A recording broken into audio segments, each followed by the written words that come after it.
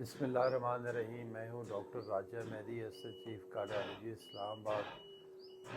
امراض قلب کے مایوس اور پریشان مریض جن کا نہ بائی پاس ہو سکتا ہے نہ انجیوپلاسٹی ہو سکتی ہے، ان کے لیے میں سمجھتا ہوں کہ ای سی پی تھراپی یعنی انہینسڈ ایکسٹرنل کاؤنٹر پلسیشن ایک بلیسنگ ہے، جس کو نیچرل بائی پاس بھی کہتے ہیں۔ یہ ایک ایسا طریقہ کار ہے جس میں پریشر کے ذریعے آپ کی شریانیں کھلتی ہیں اور آپ کے جو سمٹمز ہیں آہستہ آہستہ کم ہو کے ختم ہو سکتے ہیں۔ تو ایک تو ہارٹ اٹیک کے بعد جو ٹرپل ویسل ڈیزیز یا ڈبل ویسل ڈیزیز یعنی ہارٹ بلاکیجز کے ساتھ پیشنٹ ہمارے پاس آتے ہیں۔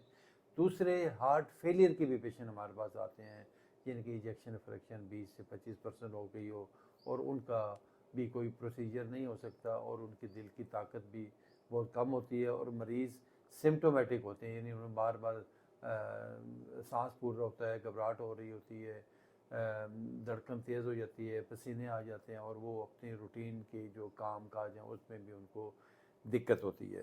اس کے علاوہ ایسے لوگ جو عمر رسیدہ ہیں، جو 60-65 سے اوپر کی ہیں اور ان کو ہارٹ بلاکیجز ہیں اور وہ ان کو ساتھ جو ملٹی آرگن ڈیزیز، کسی کو شوگر ہے، بلڈ پریشر ہے، ساتھ تھائرائڈ ڈیزیز ہے، بیک ایک ہے، تو ایسے لوگ بھی میں ہمارے لیے اس ای سی پی سے فائدہ اٹھا سکتے ہیں۔ پلس ساتھ اور جو مختلف ڈیزیز کے جن کے کرونک کڈنی ڈیزیز ہے، ڈائبٹیز میلائٹس یعنی شوگر ہے، تو ایسے لوگ بھی پروفائلیکٹیکلی اس سے پہلے کہ ان کو ہارٹ بلاکیجز ہوں اور شریانیں بند ہو جائیں، وہ لوگ بھی اپنا یہ کرا سکتے ہیں علاج اپنا۔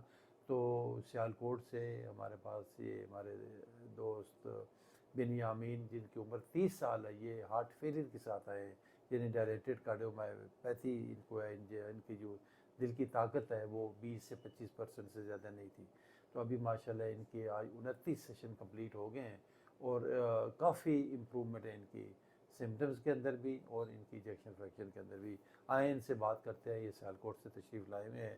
السلام علیکم بنیامین صاحب۔ وعلیکم السلام۔ بنیامین، ہمارے جو ویورز ہیں، ہمارے جو دیکھنے والے ہیں اور جو ہارٹ کے پیشنٹ ہیں، ان کو کچھ گائیڈ کریں کہ آپ کس تکلیف کے ساتھ یہاں پہ آئے اور اب آپ کیسا محسوس کر رہے ہیں؟ آج ماشاءاللہ 29 سیشن ہو گئے آپ میرے آج 29 سیشن ہو گئے ہیں، میں الحمدللہ کافی بہتر محسوس کر رہا ہوں۔ پہلے تو یہ تھا کہ میں بالکل بھی سیڑھیاں نہیں تھا چل سکتا، اس کے بعد میں تھوڑا سا چلتا تھا تو میں تھک جاتا تھا، کوئی چیز کیری بھی نہیں تھا کر سکتا۔ اب الحمدللہ اتنا ہے کہ میں چل پھر سکتا ہوں، واک وغیرہ کرتا ہوں، سیڑھیاں بھی چڑھتا ہوں، اور میری الحمدللہ میں سمجھتا ہوں کہ کوئی 80-90% میرے میں امپروومنٹ آ گئی ہے۔ ماشاءاللہ، الحمدللہ۔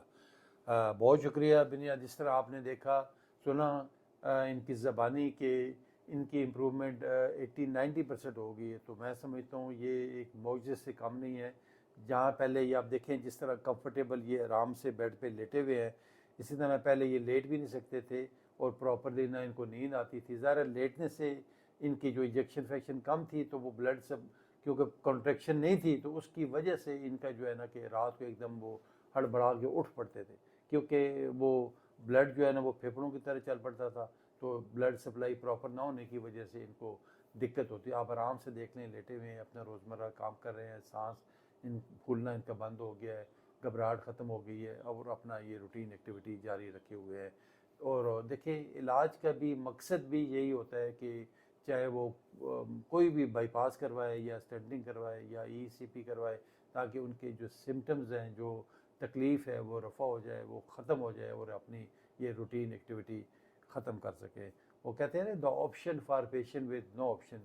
ایسے پیشنٹ جن کے پاس کوئی کسی قسم کی آپشن نہیں تھی، ان کو کوئی ڈاکٹر ہاتھ لگانے کو تیار نہیں تھا، کوئی پروسیجر کرنے کو تیار نہیں تھا، یہ ہمارا جو ای سی پی طریقہ ہے، یہ بغیر آپریشن کے، بغیر سرجری کے، نان انویسو طریقے سے ہم نے ان کا یہ سیشن 35 سیشن ان کے مکمل کریں گے اور الحمدللہ کافی سمٹمز بہتر ہیں اور انشاءاللہ 1-2 دنوں میں مزید یہ ٹھیک ہو کے اپنے گھر اپنے روانہ ہو جائیں گے۔